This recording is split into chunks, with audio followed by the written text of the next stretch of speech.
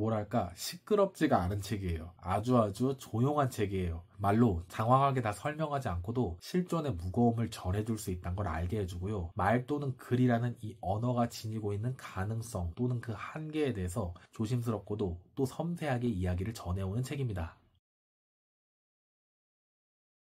안녕하세요. 오늘은 한강 작가의 장편소설 히라버 시간을 소개해 드리려고 합니다. 이 소설은 남자와 여자가 번갈아가며 주인공 시각으로 등장합니다. 한 명씩 이야기를 끝까지 진행해 나가는 게 아니라 두 명의 이야기를 돌아가면서 차근히 쌓아 올리는 느낌으로 이어지죠. 그러다 보니까 내용 사이 간의 여백이 크게 느껴지고 긴장감은 아주 천천히 끌어올려지는 듯한 느낌이 들었습니다. 각자의 삶의 스토리들은 따로 또 같이 엮여들면서 중후반부 대목에 이르러서야 하나로 모여서 전개되어 가게 됐고요. 책의 시작은 우리 사이에 칼이 있었다는 보르헤스의 유언에서 비롯된 문장으로 문을 엽니다. 여기서 칼은 아무리 깊이 사랑하는 관계라도 완전히 건너갈 수 없는 어떤 자리가 있다는 상징으로 작동하죠.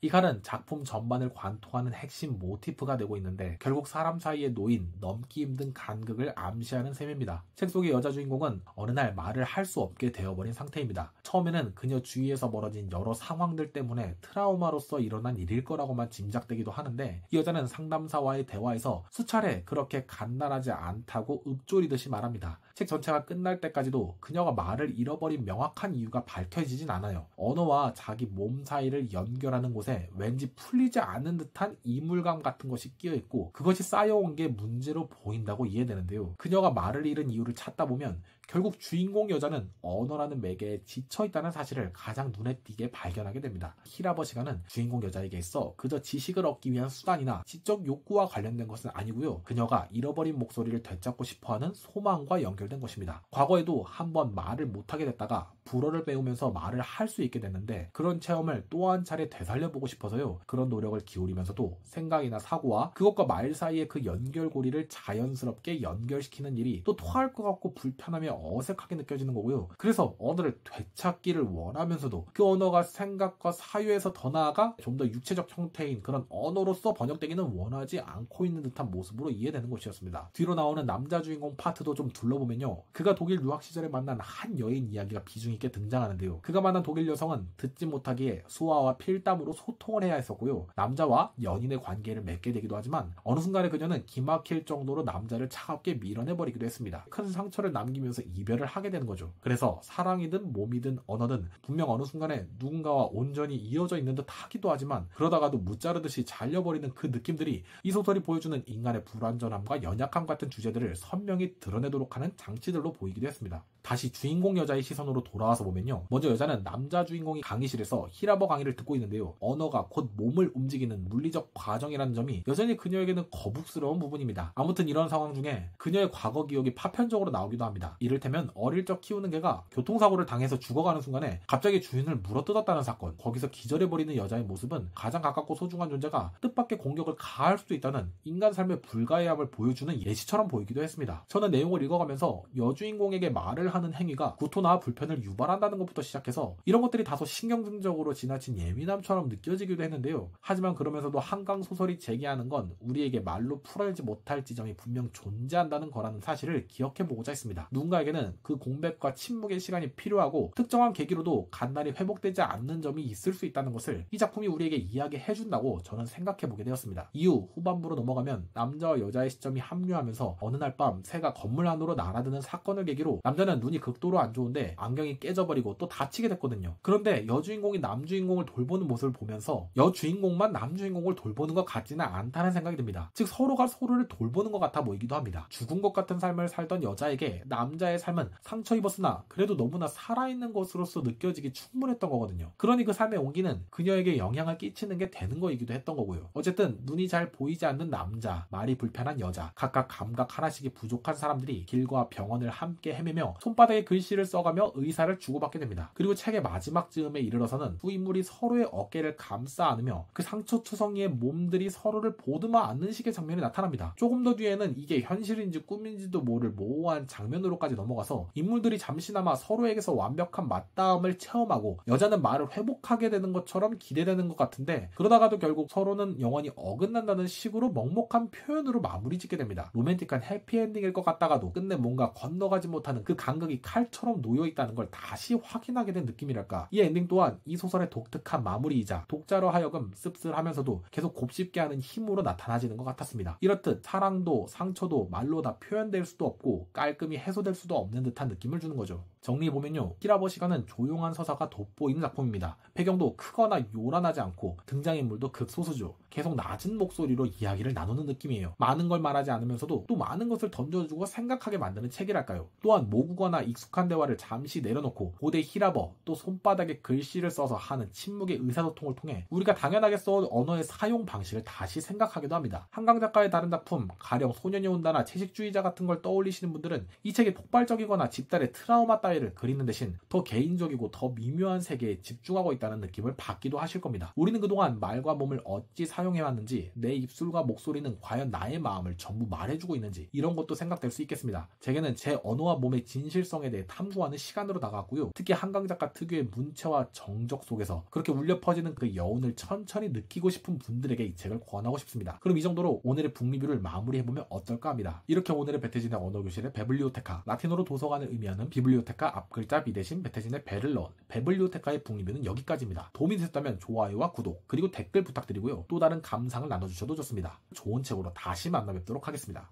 그럼 다음에 만나요.